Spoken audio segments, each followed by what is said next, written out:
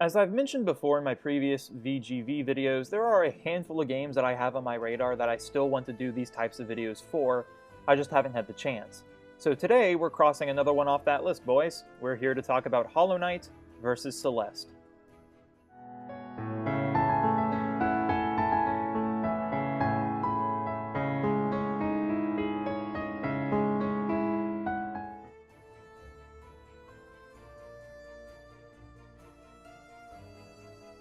So for those of you that don't know what Hollow Knight and Celeste are, they are not your typical kind of games. Both are considered the Dark Souls of their genre, and that alone should be terrifying. So how exactly does a game like this prepare you for their own take on the pain-inducing Dark Souls trial? Well, let's talk about it.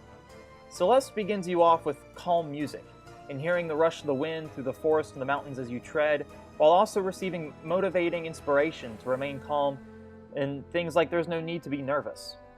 You learn that the basics of jumping and climbing, and you quickly learn that the puzzle solving and quick movements of the game are going to be your best friends. Immediately after going through some areas, you meet this old lady who is my second favorite character. She's just hilarious and probably is the most real character out of them all. Anyways, she tries to demotivate Madeline, which is the character that you play as, into not climbing the mountain known as Celeste. She continues to warn you about the dangers of the mountain, which you dismiss and continue treading on. Then, all of a sudden, the old lady's bird tells you how to do this magic dash thing, and poof, you can dash in midair. Basically, this thing is going to be one of your best friends. The dash, not the bird. The dash will allow you to jump from wall to wall easier, so you don't have to worry about running low on stamina. These mechanics is pretty much all you need to know for the game, more or less. Now, there are a few special tricks that you can learn later, but they aren't really mandatory for anything. But moving on. Hollow Knight kind of throws you into the empty abyss and void of the game. Now, this is a recurring theme for Hollow Knight. It's exploration. You really never do know what you're going to find as you progress through the Kingdom of Hollow Nest. It really is the Dark Souls of the Metroidvania series. The quote-unquote tutorial more or less is just playing up until you defeat the False Knight, which can be seen about, within your 45-minute run, I think. As someone like me who just kind of aimlessly wandered around the area of the first couple levels, it took me a solid week to actually realize that I had a specific boss fight that I had to do. So there's little guides. The game doesn't really teach you anything. It tells you the basics mechanics of how to self-regenerate, which is also going to be one of your best friends for this game. And trust me, but in terms of attacking and jumping, it's pretty much just all self-taught. If you're good at short hopping in Smash Bros, then you're going to be good at Hollow Knight, trust me. All in all, I'm going to have to give the tutorial point to Celeste. Both games do an outstanding job showing you how the rest of the game is implied to play. However, Celeste actually teaches you its core mechanics in a more fitting manner for a tutorial.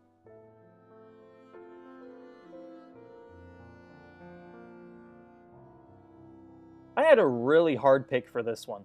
Celeste gameplay can easily be described as and compared to Super Meat Boy, a super fast and painful platformer.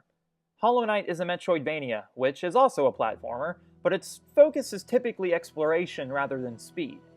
Out of all the Metroidvanias that I've played, and trust me, it's a lot, I like to think that Hollow Knight takes things like equipment and upgrades to a whole new level.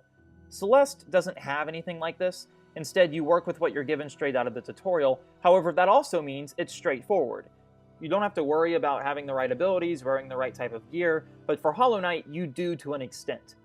Once you get your hands dirty and knees deep into Hollow Knight, however, things like gear changing and such isn't tedious, so I give this point to Hollow Knight.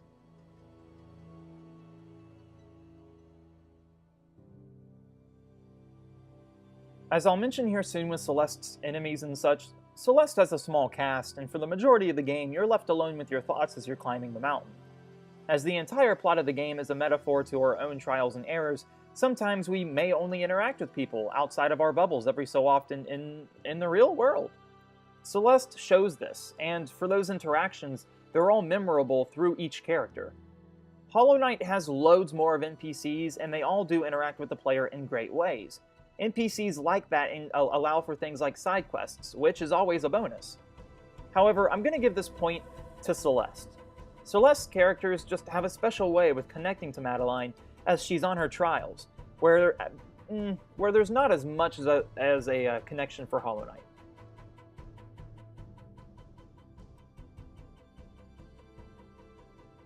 So I gotta admit, for the bosses and enemies, I also did really struggle with this section too. I had to decide what I valued more in bosses and enemies, the depth of them or the experience of fighting them. And when two games make you really consider that and really, put your brain on turbo mode to figure this out, that's when you know that both of them are good regardless. But let's look at Celeste first. Celeste has a total whopping of like 3 enemies. I mean, there's Mr. Oshiro, who's the boss in Chapter 3, then the mountain itself, if you want to consider that, and then Madeline's inner self. The latter of the 2 enemies were made with this psychological impact in mind. The mountain resembles one's own trials in their life, and being able to overcome them. Madeline's inner self resembles our own negativity, and how we tend to bring ourselves down in times of strife and when we're really trying to build character of our own. Playing through the latter parts of Celeste, you can easily feel the growth of Madeline and how she goes from a stubborn girl just wanting to run away from life to someone making peace with it. The fights themselves are more so easy, specifically with Madeline's inner self and Mr. Oshiro. Both of them follow generic basic attack procedures. Madeline's inner self just follows her around, so as long as you don't tread the same path, you're good. And Oshiro attacks in specific lines, so all you have to do is make sure that you avoid those lines. The mountain, however, is probably the hardest bit, but that's not really an enemy in this sense.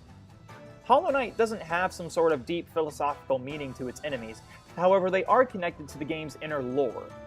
The game allows you to explore the parts of Hollow Nest as you see fit, so you may miss some key parts of the lore, and thus important lore pieces about the enemies, if you don't immerse yourself. Gameplay-wise, the bosses and enemies are a lot more tedious than Celeste's. Again, Hollow Knight is like the Dark Souls of Metroidvania, so I'll just leave that for your guys' interpretations for the most part. The bosses can be super difficult, but they're all super interesting, and the payoff is beyond worth it. So at this point, we'll go to Hollow Knight.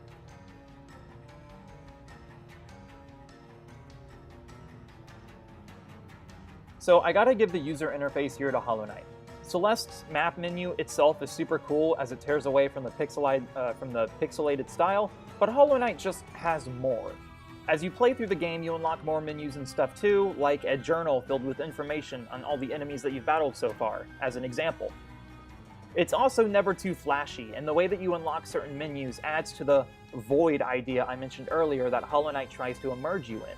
So again, user interface is going to Hollow Knight.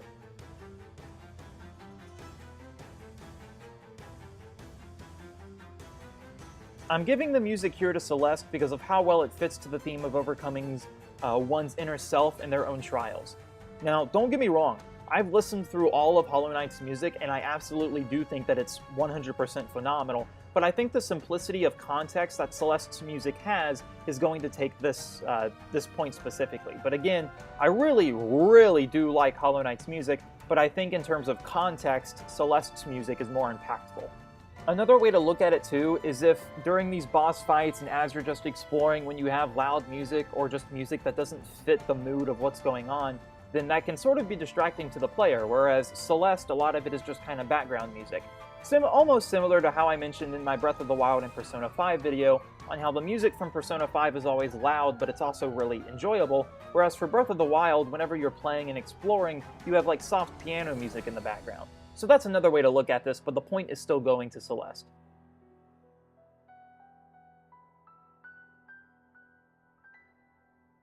Oh, for the plot now. Sheesh, this is also going to be a really big one. While I've praised Celeste's plot of overcoming trials multiple times through this video, I'm going to have to give the point here to Hollow Knight. The idea Celeste brings to the table and relating it to the player is absolutely fantastic, but once that experience is over, there's not really anything left. Hollow Knight has tons of lore, and when I say tons, I mean tons. Just about any and every NPC you talk to mentions something that hints at another thing that you may find later, and even if you don't find those kind of spicy lore pieces or NPCs, the knowledge that you're just in this grand world with no direction allows the player to suspect for themselves what their true purpose is.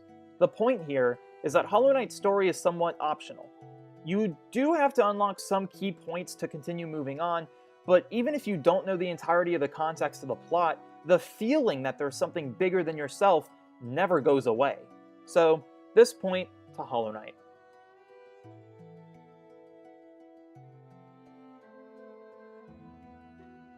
So DLC is kind of not substantial, if you want to call it that. The point here goes to Hollow Knight, pretty much only due to the fact that Celeste doesn't have DLC, so you can feel free to exclude this point, just, you know, because that's, I can see how that's unfair, but I'm still counting it because I've done it for other videos. But yeah, so DLC goes to Hollow Knight.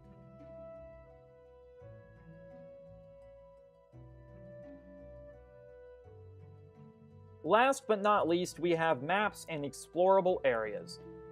I gotta give them both a point here. All of Celeste's gameplay takes place on the mountain, Celeste, so there isn't really much of a diversity. Now, there's still some. Different parts of the mountain are showcased in different ways. You have Mr. Oshiro's hotel, the destroyed city, and even the top of the mountain too. There's a lot within the small space that the game gives you, and there's always some secrets and such that you'll find along the way, and that's one of the many things I love about Celeste explorable areas. Hollow Knight, however, takes place in this huge underworld-like world, or place, I guess, but there's always also new areas with vast differences. Different enemies, different mechanics. The game's diversity within Hollow Knight is just absolutely fantastic. It's quite similar to how you have multiple Zelda dungeons or Mario worlds, that kind of thing. And Hollow Knight does a great job at tying it all together under one whole world while still being extremely diverse. So again, the point here goes to both of them.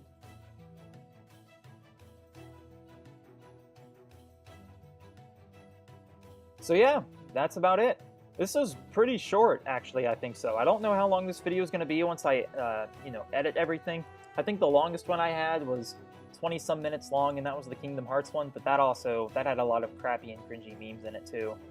But anyway, so the more so point of these kind of videos isn't to compare which game is better, it's just to see how they compare in light with one another. Almost for a discussion, of like, which game would you rather buy, Xenoblade 2 or Kingdom Hearts 2? That's kind of what these videos are more so for, and, for all of us to kind of just get out discussion and see what aspects of particular games we like best. So, all of my points and opinions here that I've given, they're all personal opinions, I mean, like, I prefer Celeste's music, whereas you could prefer Hollow Knight's, and that's totally okay, that's totally cool. I can see why you prefer Hollow Knight, and you can see why I prefer Celeste, and that's really what these videos are kind of for, and why I make them, because I love the discussion that these videos kind of do bring to the table. So that's pretty much it. That's all I got for you guys today. Let me know in the comments below if you guys have any ideas of what games I should put together. I really, really, really want to do something with Octopath Traveler. I just can't find anything to really compare it to. For a while, I was considering doing Final Fantasy VII, but I never did complete it, and it's also being re-released for the Switch next year. So I was thinking I would just get it then, and then play it, and then beat it, and then maybe do it. But I was also wanting to do the Octopath thing rather soon, but anyway, yeah. So just let me know what you guys think in the comments below, and yeah, this is Jake logging out. Peace.